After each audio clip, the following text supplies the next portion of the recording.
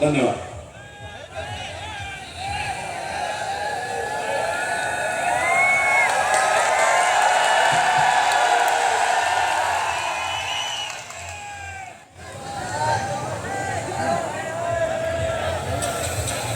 धन्यवाद भाई गौतम जी। आज क्योंकि मेरे जीवन का बहुत महत्वपूर्ण दिन है,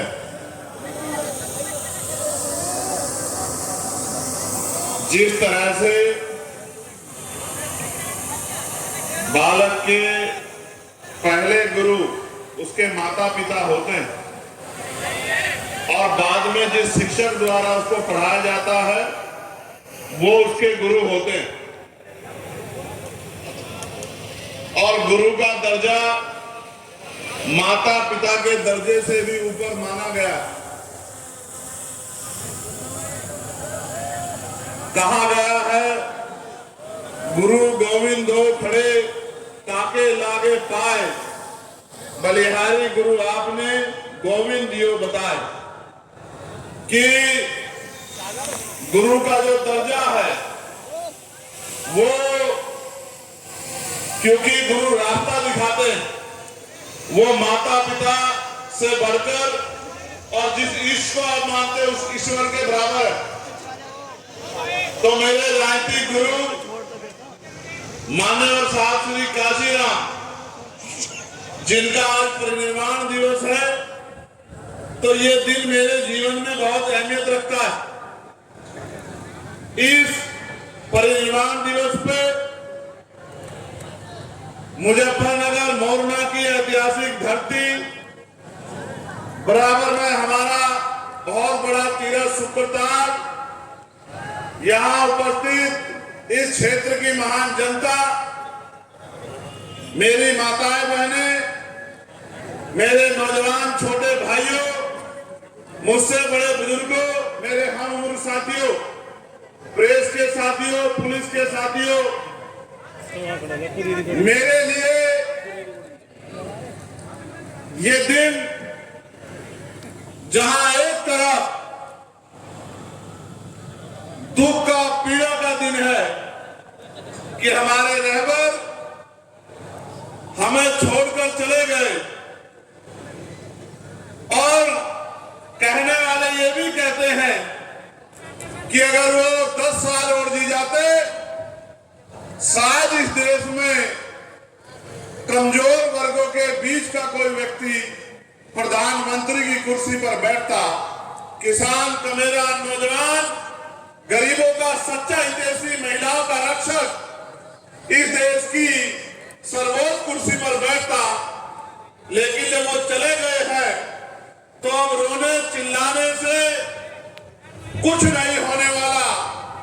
आपको और मुझे इस संकल्प सभा में ये संकल्प लेना है कि हमें माननीय साहब श्री काशीराम के हर अधूरे सपने को पूरा करना है। आज इस ऐतिहासिक धरती से हम लोग संकल्प लेते हैं।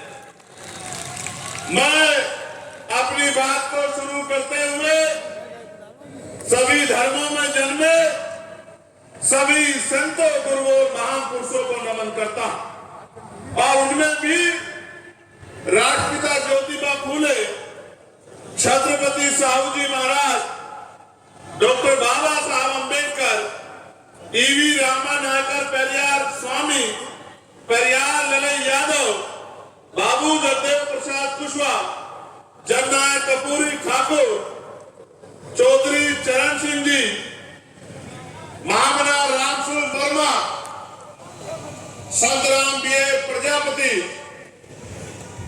वीरांगना उदा देव काशी, मां झलकारी बाई, मां अहिल्याबाई होलकर, मान्यवर दीना भाना वाल्मीकि और मान्यवर साहब काशीराम जी को मैं आज ऐतिहासिक दिन नमन पुनः करता हूं।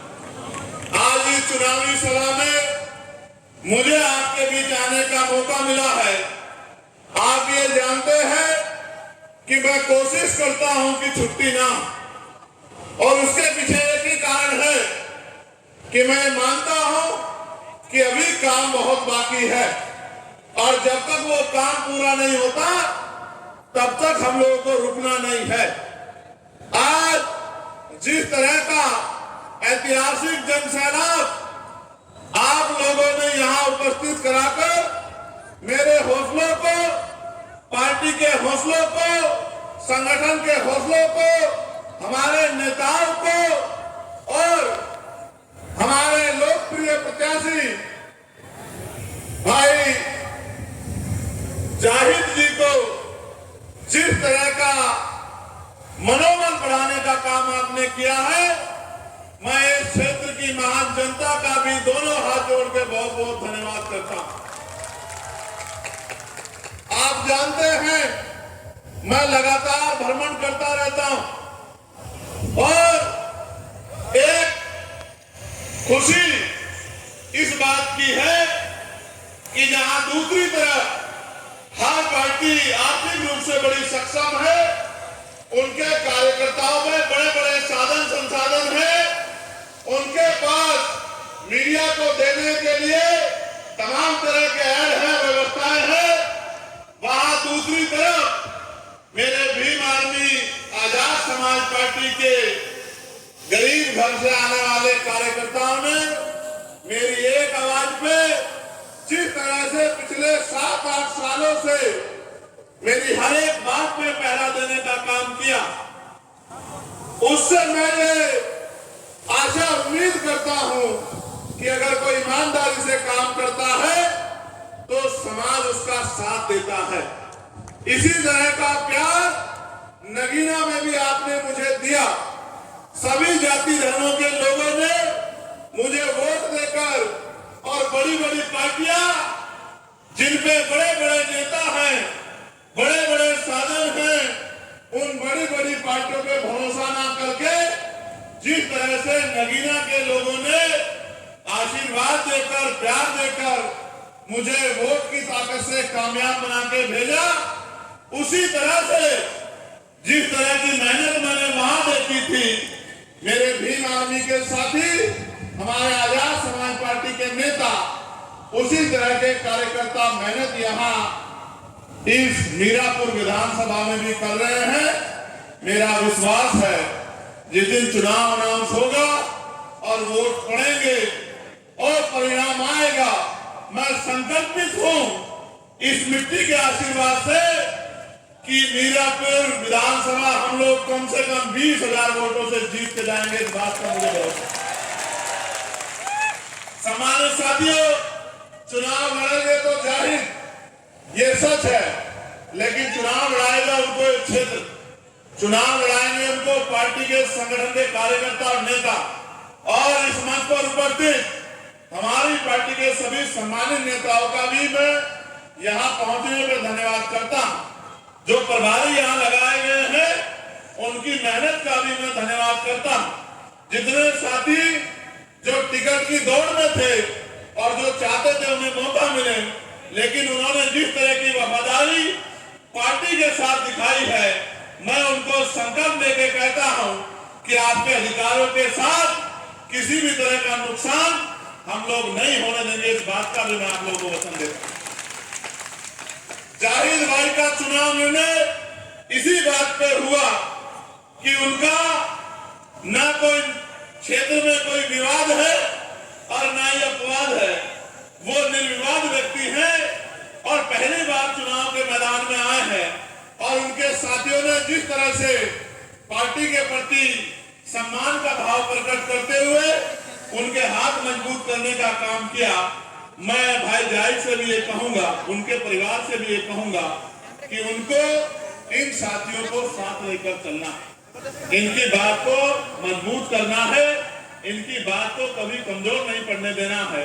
और जिस तरह से मंडल के प्रदेश कमेटी के और जिले के संगठन ने हाथों हाथ मेरी बात को मजबूत करने का काम किया, उसके लिए भी मैं उनका कोटि कोटि धन्यवाद करता हूं। सम्मानित साथियों, मानव काशीराम साहब जिनका आज परिनिर्वाण दिवस है, उनके बहुत सारे लक्ष्य और सपने थे।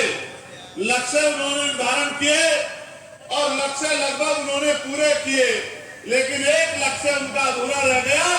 वो लक्ष्य ये था जिसका मैंने सबसे पहले जिक्र किया कि एक दिन ऐसा आएगा कि बाबा साहब अम्बेडकर के बच्चे, इस विचारधारा को मानने वाले लोग देश की सर्वोच्च कुर्सी पर बैठेंगे।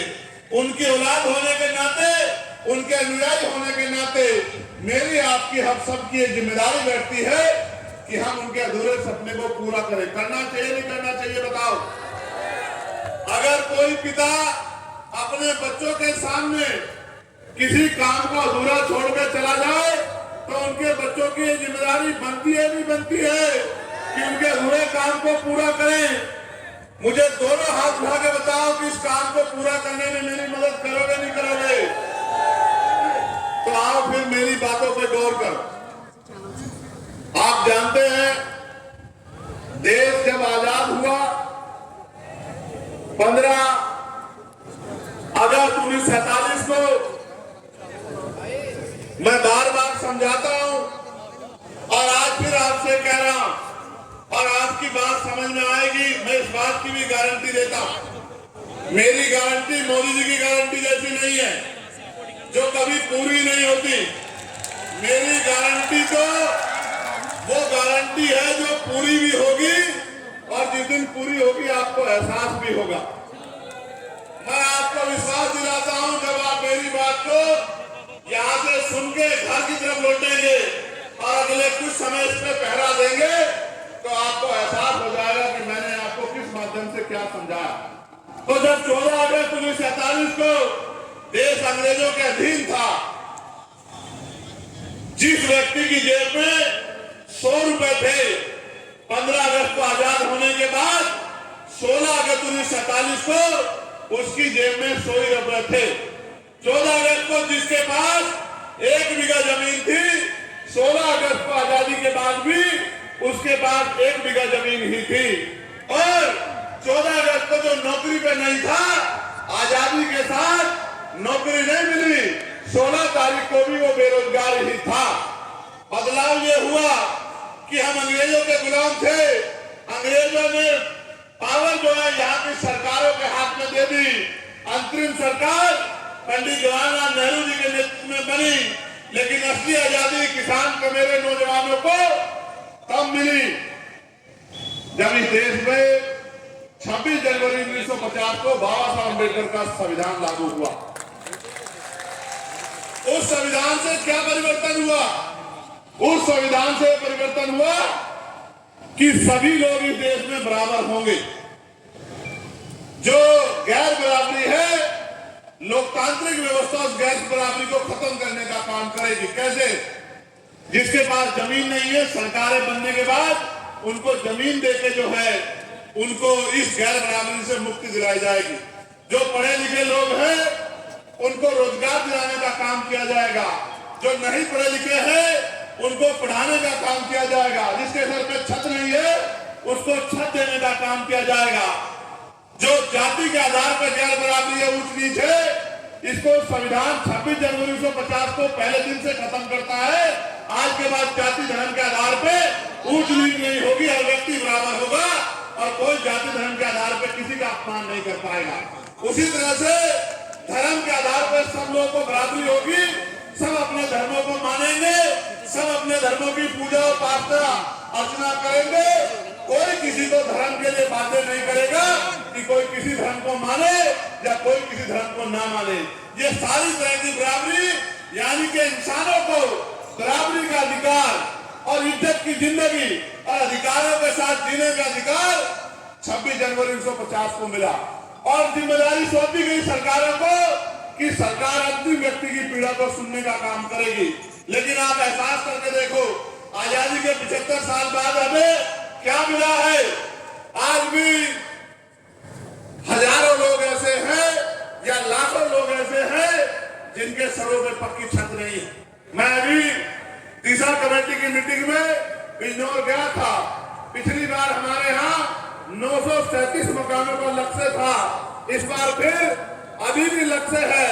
मैंने बैठते ही ये कहा कि जिलाधिकारी महोदय, अगर मेरे लोकसभा क्षेत्र में एक भी घर ऐसा होगा जो कच्चा होगा, जिनके सर पे छत नहीं होगी, तो ये बिल्कुल किसी कीमत पे स्वीकार नहीं किया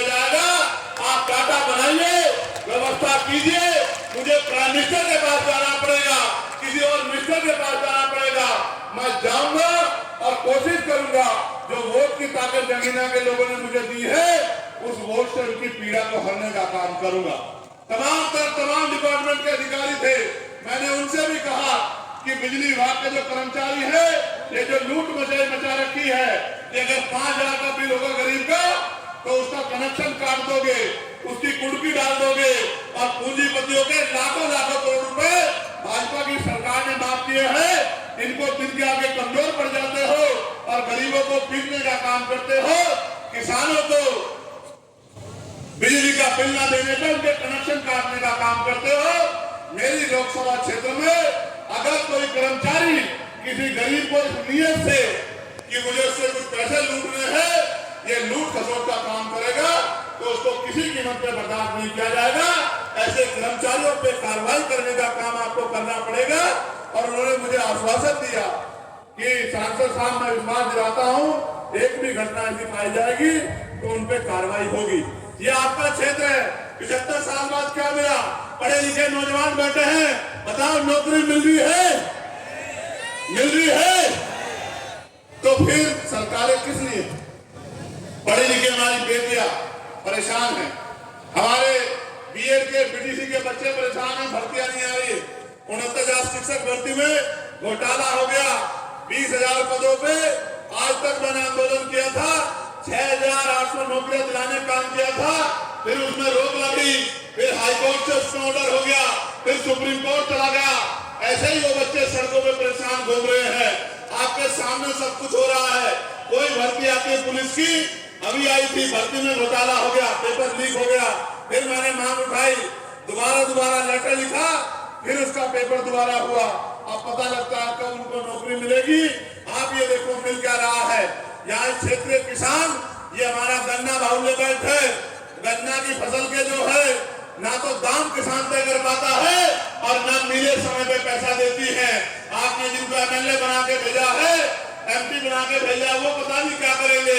मैं आपको विश्वास दिलाता हूँ किसान भाइयों, अगर आपने मेरे हाथों को मजबूत करा और भाई जाहिद को जो है ताकत देने का काम करी, जो मिल पैसा नहीं देगी उस मिल पे ताला लगा दिया जाएगा जब तक आपके पैसे नहीं मिलेंगे। मेरी बात को आप याद रखना। और आप जानते हैं मेरे यहाँ भिलाई मिल के लोग देरी कर रहे थे, मैंने परसों जब मीटिंग हुई तो जिलाधिकारी से कहा कि भिलाई मिल वालों को बिठा के समझा देना, मुझे उनसे कुछ नहीं चाहिए, लेकिन अगर किसानों को पैसे नहीं मिलेंगे तो मिल नहीं चलेगी। इस मिल पे ताला लगाने का काम यहाँ का मौजूदा सांसद करेगा, इस बात को आप ध्यान रखना।